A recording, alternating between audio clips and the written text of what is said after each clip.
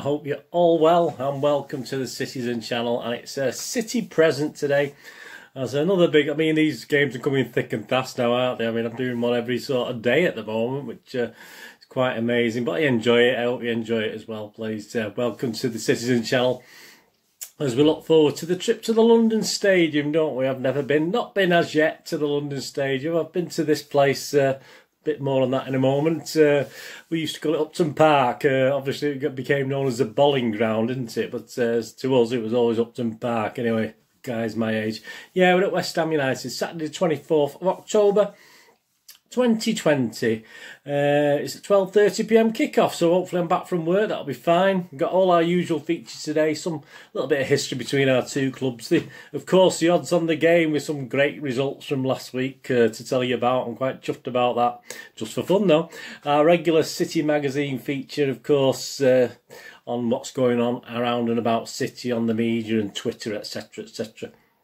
And of course, You Are the Ref. We can't go without that, can we? Thanks to Paul Trevelyan and Keith Hackett, the game still. I've got the game on my site, and I think you can buy it various sites on the internet. Great game, fantastic game. Get out there and buy it, especially now. Apparently, we're back in a sort of lockdown, aren't we? Here in Greater Manchester, I don't know. I'm classed as Trafford, where I am in Altrincham, but I'm not too sure.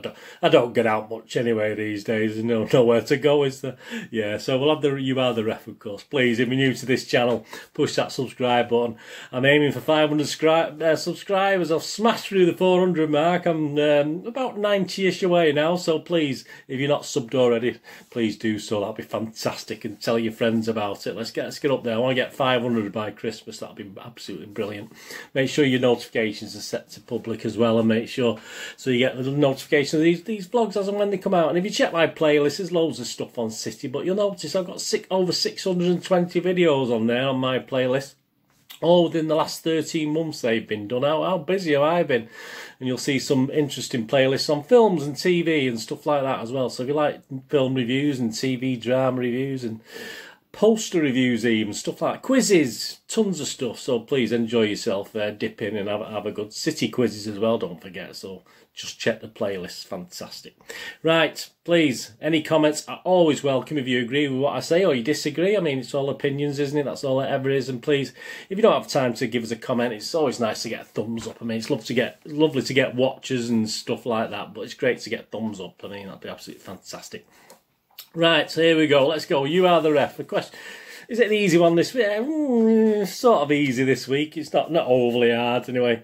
So my thanks to Paul Trevelyan, Keith Hackett for this. We found a bit of a flaw in the last one, didn't we? I wasn't quite happy with this drop ball situation from a penalty shootout. How can you have a drop ball or a penalty shootout? Yeah, I'm going to have a word. I did actually tweet Mr. Hackett many months ago. I did a review of his game, but I don't think he ever answered me. Very ignorant, very rude. Anyway, here we go. I forgive him.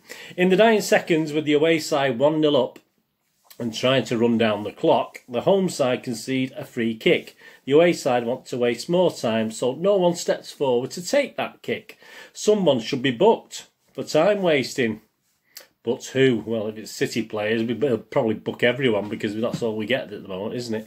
So you got 3 options. Book no one, but you just said someone's got to be booked. So I mean, book the manager. That's a good one.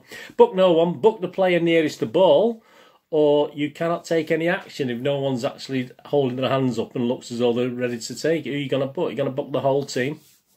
Anyway, that's the option. Book no one, book the player nearest the ball, or you can't take any action. Who's that manager? I can't think of that manager off my head. He looks familiar, doesn't he, on that picture? I'm not sure who he is anyway. Right, answer at the end. Right, here we go. West Ham United. Yeah, last time it was Pellegrini, wasn't it? The first game with the 1920 season, of course, 10th of August 2019. Feels like an age ago, doesn't it? It feels like yonks and yonks ago. Of course, it was a really comfortable win, wasn't it? 5-0. Although it wasn't that easy, first of all. I mean, we did only go in at half-time 1-0 up, but a Sterling hat-trick was sandwiched between a couple of other goals. A fantastic Sterling. I think we got a little thing on it here about comments about it. Yeah, we got a Sterling hat-trick, an Aguero pen, And I've not even wrote down who scored the other one. My apologies, absolutely useless. I can't remember who scored the other one now. Of course, it was the first day of VAR, wasn't it? As well, it was the first day of VAR. So, things were really, really good. As I said, 1-0 half time. A nice hat trick from Raheem in the second half, and I think once we went 2-0 up, it was fairly comfortable, wasn't it? It's funny, isn't it? On BT Sport, former referee Peter Walton gave his verdicts on VAR. It's been a good day for VAR. It's been a good day for the Premier League. This is after the event in its adverts, because we had a couple of decisions that day, didn't we? If you remember rightly. So Raheem was judged offside for one of his goals, wasn't he? By a millimetre. We had the old dotted lines and trigonometry and protractors out, didn't we, for that? That was the first time we'd seen it. And then, of course, we had the pen had to be retaken. The Sergio pen, he had to retake it because encroaching. So it actually worked quite well, actually, if you looked at the minuscule millimetres. But he said it's been a good day. This is Peter Walton, who kept cropping up, didn't he, the first season of this VAR. He gave his verdict. It's been a good day for VAR. It's been a good day for the Premier League in its adverts. The software is top end stuff. Yeah, this is. I mean, I missed this. I forgot all about this. It's so accurate. It's unbelievable. It's all mathematically assumed. I think by the end of this season, fans and media will accept that a player is a millimetre offside with the technology that we've got. Well, Peter Walton, what an absolute idiot you are. Absolutely, I forgot that comment. I forgot that. I'm surprised he's not been dug up a few times over the last season and obviously start of this season, isn't it? Anyway, there you go. Anyway, my apologies. I will put on the screen who scored our other goal. So, Sergio, Raheem Sterling scored 3, and there's another goal. Might be their own goal, I'm not sure. Anyway, it'll be up on the screen anyway. You would have seen it on the screen. My apologies for being absolutely useless. I thought I'd written it down, but I didn't. Our record away at West Ham in the league. So, obviously, this is Upton Park, Berlin Ground. Obviously, if they played somewhere else before Upton Park, I'm not too sure. And obviously at the London Stadium. We played 52.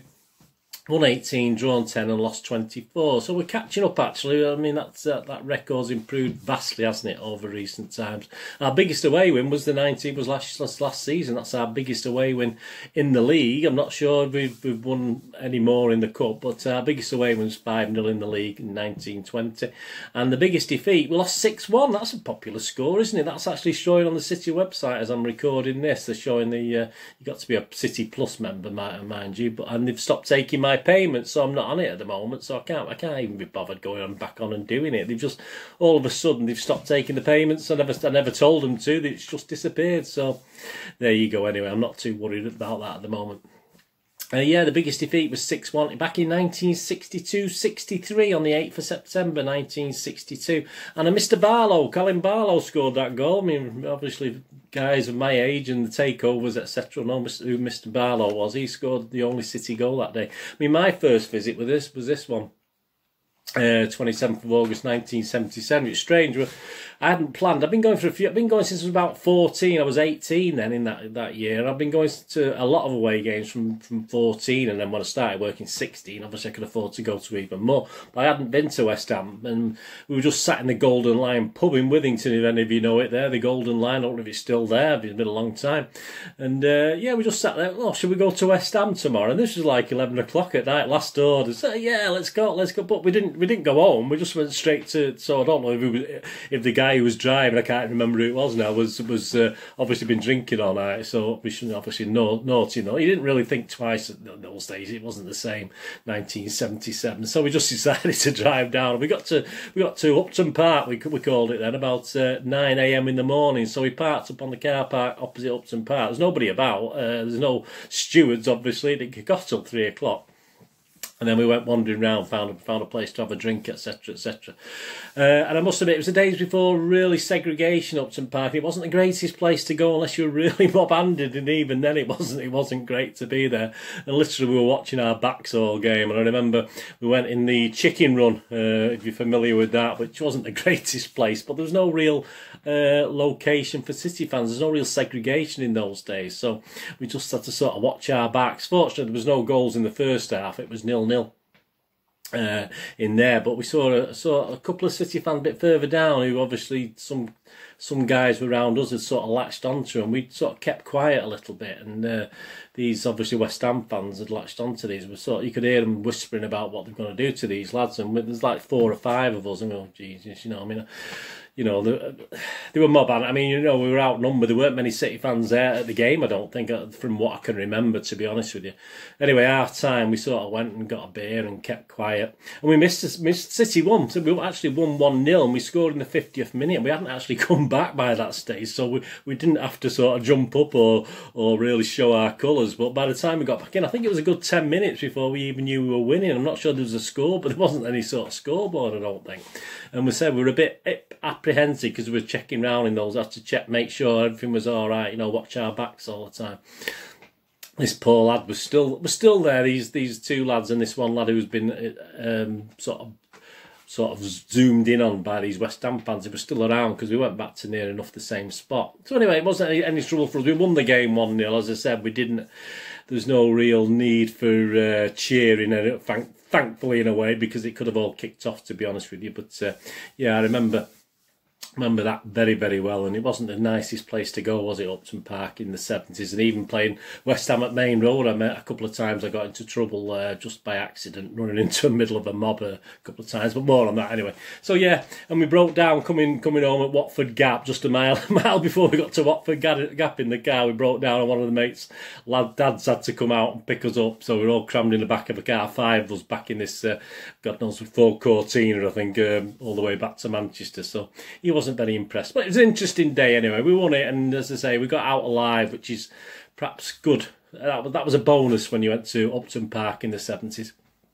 So that was all good stuff. What a good memories. The lineups that day: Corrigan, Clements, Donachie, Doyle, Watson, Booth, Kidd, Shannon, Royal, Hartford and Chewett. So not bad. I think Kidd scored the goal. It wasn't a very exciting goal. It's actually, I watched it on YouTube the other day because it's probably the first time I've seen it since 1977 because I missed it then. So yeah, I watched it. It wasn't the most exciting of goals, and you could sort of a crowd noise. You could hear a bit of a cheer, but it wasn't. You could tell there wasn't many City fans there that day.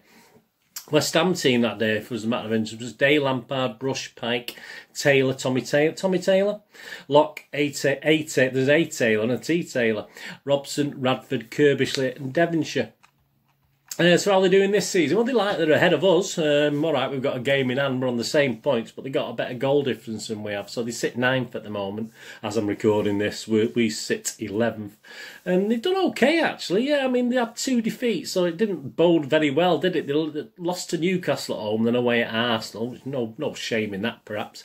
But then they had a comfortable 4-0 win at Wolves, home to Wolves, which shocked everyone. And even better, after Leicester had tonked us at the Etihad, they went to Leicester and beat them 3-0 at their place. So that was absolutely fantastic. And it looked as though it was all coming crushing down, wasn't it, though, at White Hart Lane last week. But obviously 3-0 down at half-time. All right, they couldn't beat them like we did. But yeah, 3-0 down at half-time. They came back to draw 3-all. So they're on a bit of a high. I think the tails will be up for this one. David Moyes sounds confident in the bits and pieces I've seen of him. So I can't see it being a 5-0, to be honest with you, this time.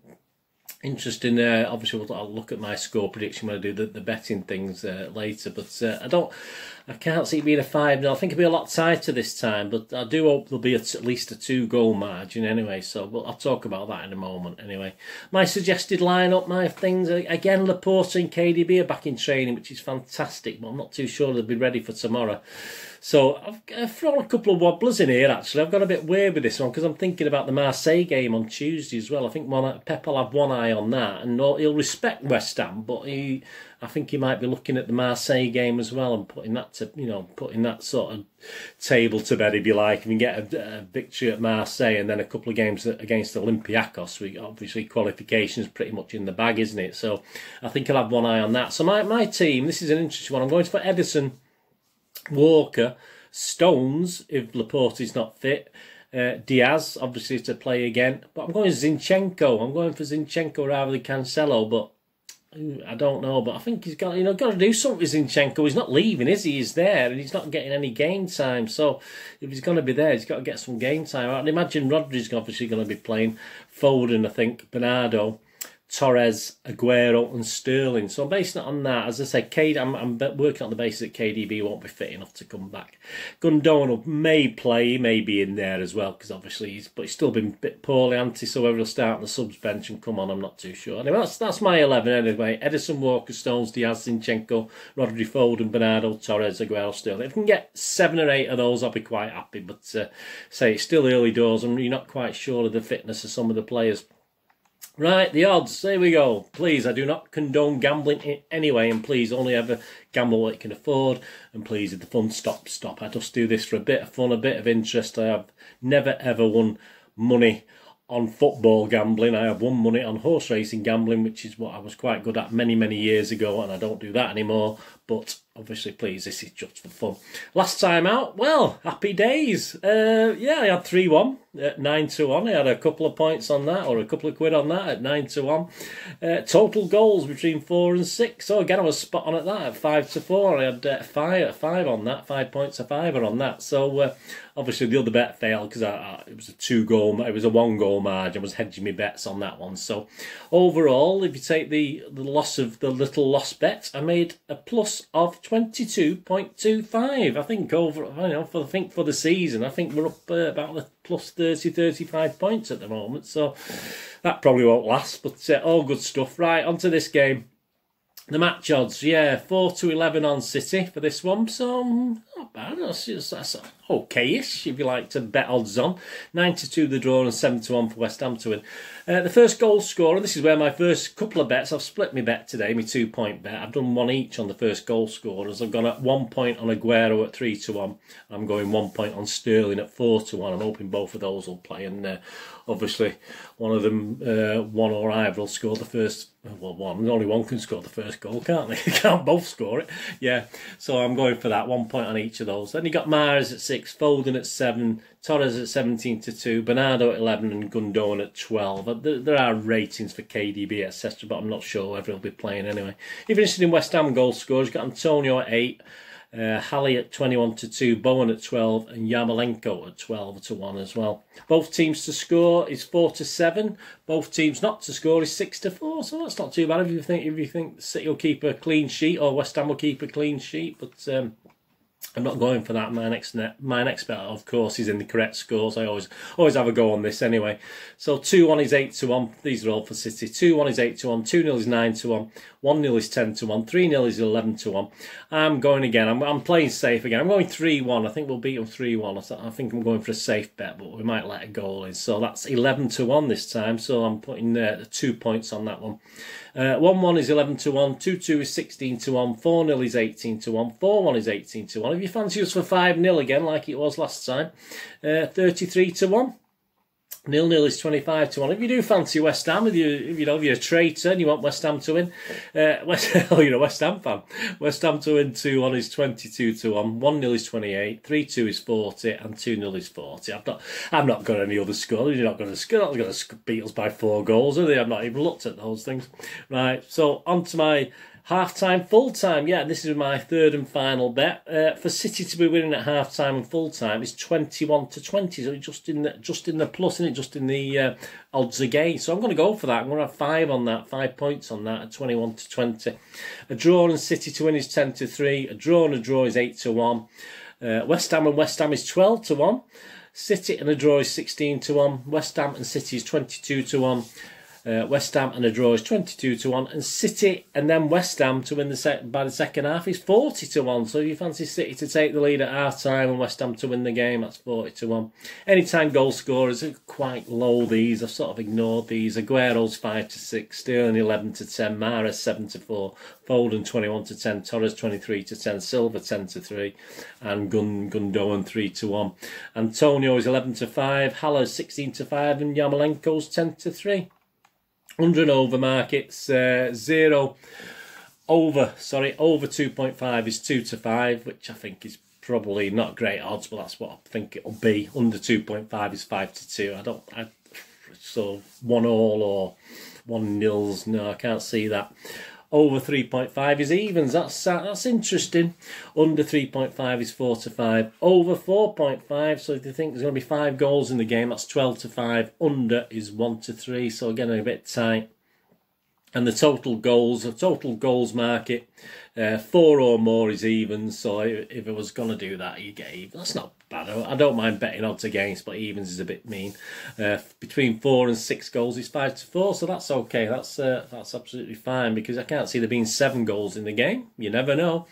And to win by 3 plus goals is City a 5-2 to win by. So if you fancy a 4-1 or a 5-2 or a 3-0, that's 5-2. To win by just 1 goal is 12-5, and to win by 2 goals is 7-2. So if you fancy anything, let me know what you're betting anyway. So my 3 bets tomorrow. First goal scorer, I've got Aguero at 3-1 and Sterling at 4-1, just a point on each of those. I've got the correct score. I've got a 3-1 win to City at 11-1, just two points on that one, and a half-time, full-time for City to be winning at half-time, City to win at full-time. I've got 21-20 and 5 points on that. So do let me know in the comments any you fancy on that one. Now, let's just have a quick look at our regular City magazine feature. Yeah, just stuff on Twitter, etc. City at City Chief. Yeah, there's a great image there, wasn't it, from the other night? And as these 2 guys came on, didn't they? And got an assist and a goal between them. So obviously for the same goal, but there you go. It still counts, does it? So that was a nice little these 2. There was a nice little image there and a nice little vlog done. Not a vlog, a tweet or an Instagram. I'm not sure what they used with between Foden and Torres. That was nice. They did actually play against each other, didn't they? I saw another image where they played against each other in the Under-17 World Cup. So they actually played against each other there. Now they're teammates, aren't they? That's fantastic. Man City Fan TV, they're very active. Andy on at Aviation Blue is they're helping out Ransom Books at the moment to help promoting a great series of football books. The books are designed for 7 years to adults and assist with those with reading difficulties. It's a very, very, very good thing. If you would like to purchase a book, contact ransom.co.uk. So that's Andy and Martin at Man City Fan TV. So that's a very worthwhile course. So have a look at that as well. If you, obviously, it's very, very worthwhile for people with reading difficulties. Those football books, fantastic. Daniel White at the Real Daniel W3.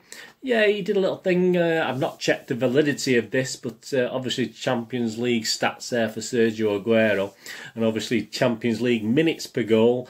It's took Wayne Rooney 232 per goal, Zlatan Ibrahimovic 203 per goal, Samuel Eto'o 203 minutes per goal, Thierry Henry 172 minutes per goal, Didier Drogba 162 per goal, Neymar 142, Edison Cavani 140, and Sergio Aguero 128. So he's top, isn't he? Well done, Sergio, but we've still not won the Champions League, have we? So it probably counts for nothing in the end, which is such a shame. The Football Times on YouTube, I'll put a link on so you can do it. It's quite long, but I'll put the link on. Yeah, a great Instagram interview between cricket legend Virat Kohli and Pep Guardiola. About 25 minutes long, the interview, so check that out. It's I think it's up to now. It's got about 424,000 views so far. It's only been on less than a week. So, yeah, if you like your cricket and, you know, Virat Kohli, seems a nice guy. I watched about 5 or 10 minutes of it. With interviewing Pep. I think he did it on his Instagram account. But the Football Times, if you subscribe to them on YouTube, or you know the Football Times, it's on their site, and I will try and put the link on for you as well. So that's great if you want to watch that as an interview. And we're not, just to finish off, we're not really here tomorrow, obviously, pre-match, the City thing for the game against West Ham. We've got Mr. Goater's back on there, so if you like that programme, and Michael Brown will also be on it. So there'll be if you're into that sort of thing, that's who's on tomorrow. Right, you are the ref. The answer, yes. What was it again? The question. In the dying seconds, with the away side 1-0 up and trying to run down the clock, the home side concede a free kick. The away side want to waste more time, so no one steps forward to take the kick. Someone should be booked for time wasting, but who? Yeah, so the answer, there you go, it's up on screen now. Answer B, yeah, book the player nearest the ball. I mean, that's if 2 of them stood next to each other, I don't know what, you just pick the one who's the ugliest or the smallest. This is how you do if you do that. So, yeah, so book the player nearest the ball. I'll be honest with you, I'd book the player nearest the ball and give the opponents the free kick, to be honest with you. That's what I'd do. I'd take it one step further, but didn't give you that option, did you? So, did you get that one right anyway? There you go. You are the ref. So, thank you, Mr. Trevelyan and Mr. Keith Hackett. And anyway, I'm not holding a grudge that you didn't get back to me, Keith. Anyway, that's fair enough. Anyway, thanks for joining me. I'll be back, of course, on it could be Saturday evening, it could be Sunday morning. I'm not too sure yet. It depends how I can get the information together on Saturday. With it being an early kick-off, I might have time to get the review of the West Ham City game out on Saturday evening for you. So keep your eyes open for that. Anyway, failing that, obviously, I'll do it Sunday morning. I'll get it out for you Sunday morning. Be fantastic. And please check out my recent City Pass vlog looking at a memorable game against Spurs back in 1994. Being a rebuilt Main Road, I think the kit patch was being rebuilt at the time in 1994. So yeah, please have a look back at that. It's proving quite popular. Please check my links on screen. If you follow me on Facebook or friend me on Twitter or vice versa, I'm not too sure which way around it is. I do check every couple of days and follow and friend everyone back. That'd be absolutely fantastic.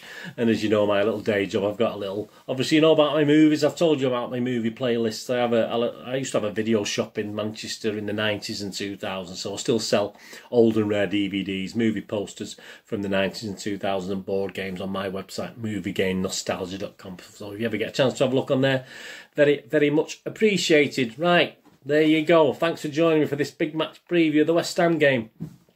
Whatever you're going to do with your rest day, have a great one. Please let me know in the comments what you think, thoughts. Did you were you at this game in 1977? Let me know. Did you get out alive? Were you that poor lad that was being targeted? I think he was okay. Look, I saw him later on outside the ground, and I couldn't see those lads who were sort of whispering about him. So I think he was all right.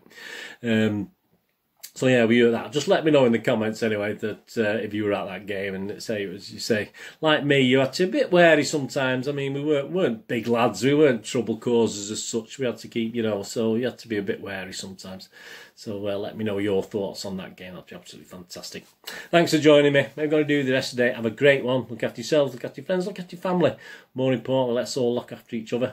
And until we meet again, hopefully on another vlog, if you want to look back at my playlist, or obviously after the West Ham game. Please, thanks so much for watching. Please stay safe, Blues. I'll see you all very soon. Bye-bye.